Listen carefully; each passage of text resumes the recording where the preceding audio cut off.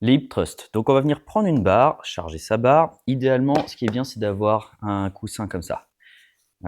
Soit vous avez le vôtre, soit il y en a directement dans les salles, pour permettre de protéger votre bassin quand vous allez poser la barre dessus. Sinon, vous pouvez prendre tapis que vous roulez en plusieurs fois pour faire une protection. On va prendre un dossier derrière. Donc là, moi j'en ai un qui s'incline, vu que je suis pas bien grand. Ça aide à pouvoir poser les épaules, les omoplates plus facilement. Sinon, vous prenez un banc classique, juste vous allez devoir vous soulever un petit peu plus, ou alors un step sur lequel vous allez mettre aussi des tapis pour protéger derrière. Donc on va s'installer, on va venir placer la barre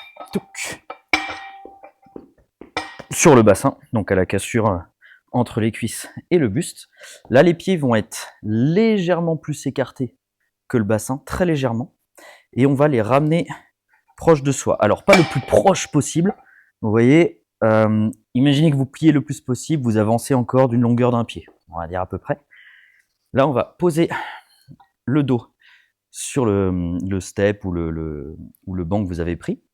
Et là, le but, ça va être de monter le bassin le plus haut possible en poussant sur ses pieds, en venant contracter les fesses. Ici, c'est vraiment les fessiers qu'on va chercher à travailler. Donc, on cherche à mettre un coup de bassin vers le haut. Touc.